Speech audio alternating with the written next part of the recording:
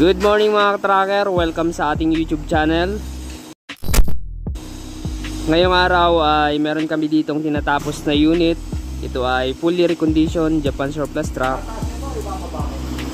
So ngayon, ito ay nililinisan ng aming pintor at hindi pa tapos yung unit. So ipakita ko lang sa inyo kung ano yung ginagawa namin ngayong araw. Ito, dalawang unit to na malaki, tapos may small unit din na Isuzu Alp yung mga kasabay nito. So isang client lang para yung kulay ng unit ng truck. So ito ipakita ko sa inyo. Pero kung bago ka lang sa aking YouTube channel at hindi ka pa nakaka-subscribe, mag-subscribe ka na. Ito ay Isuzu Gigamax 10-wheeler 32 feet aluminum wing van body, fully repaint, fully recondition. Ayan, pininturahan namin ng blue and yellow, stripe yellow. Tapos yung undercoat nito color orange, yung requested ng client. Yan, may windbreaker. Tapos yung mukha nito naka chrome plated.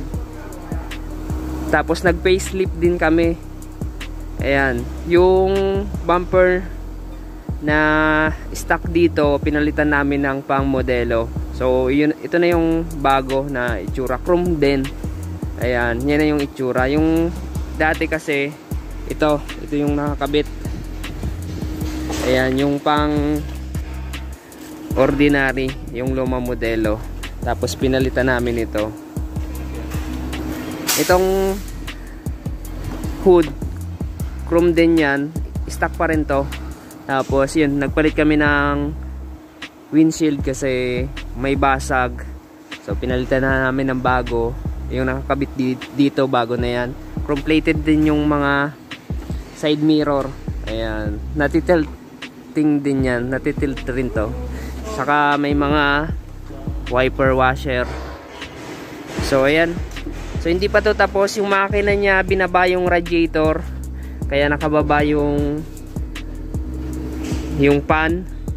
Wala tong radiator ngayon, so pina-overhaul namin kasi barado.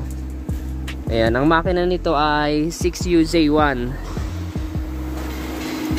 Ayan, 6UZ1. Sariwa yung makina niya. Mamaya ipakita ko sa inyo.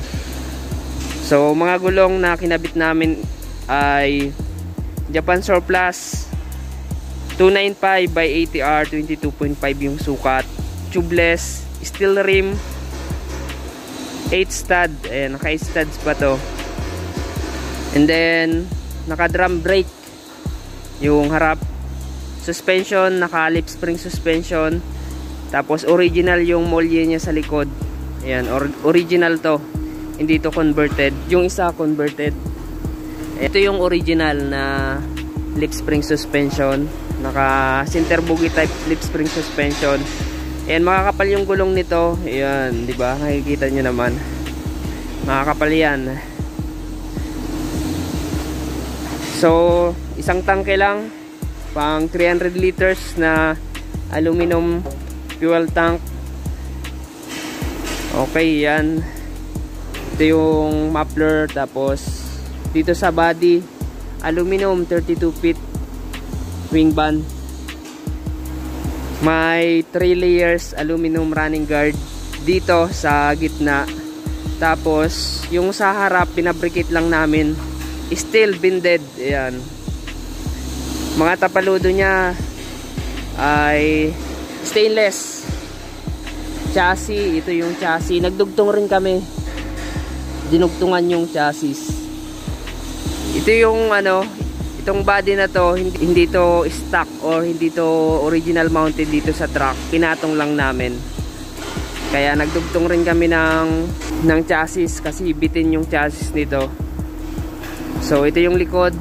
Ayan, standard electrical lights and accessories yung nakakabit dito.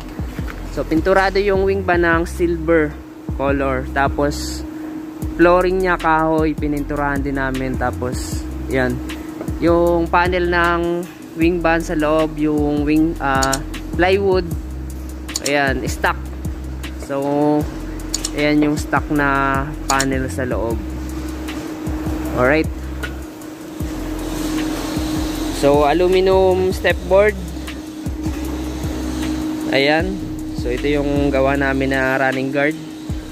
Tapos may mga dent to yung drop side. So pinintura na lang namin para gumanda-ganda naman.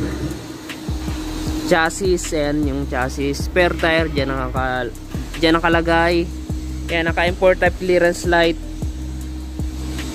Okay, yun. Tapos stock na toolbox. Ayan, fiber na toolbox. Naka full air brake na rin to. Brand new na yung battery na kinabit namin. 2D Motolite Champion 24 volts. Tapos ayan, may mga takip pa yung ating battery para safe. So ayan, sa makina, so nire-recon pa namin, may kulang pa. Pinalitan na namin to ng air filter kapag recondition. Palit filter na yan. Dito tayo sa loob ng unit. So dito naman, ayan, naka-upholster na yung mga upuan. Dini-detail din namin. So manual transmission lang to. Meron tong 6 speed. Meron itong 7 speed manual transmission. Dashboard brand new na yan. Ayan, nalinisan na yung loob. Alright.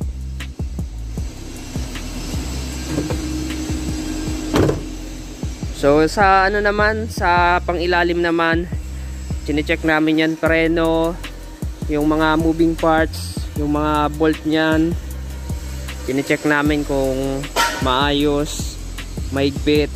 Yung makina, nire-recon namin, kinukondisyon namin, chine-change oil, palit filters, fluids, check namin yan, lahat ng fluid system, lahat, basta recondition, chine-check yan dito.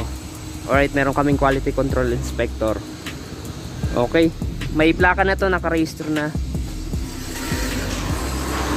Yung makina nito 6UZ1, pasilip ko sa inyo para makita nyo.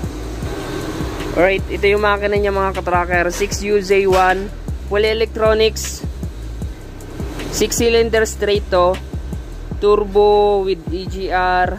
Alright, ayan. So ayan po. Okay, yan. Sariwa tong makina na to. Yun nga lang yung cooling system niya barado, kaya yan, tinanggal namin yung radiator. So dito naman mga katracker, kapag recondition, talagang tine-check up namin yung unit, yung makina. Ayan, lahat yan. Ayan yung ilalim ng cab natin. So maayos yung pagka-convert ng ating manubela, saka yung cambio, ayan, di ba? Okay. Alright, yung yung odometer nito, yung naka-register dito sa instrument panel. So meron lamang itong 623,362. Ayan. So nakikita nyo yung odo, hindi pa yan umikot.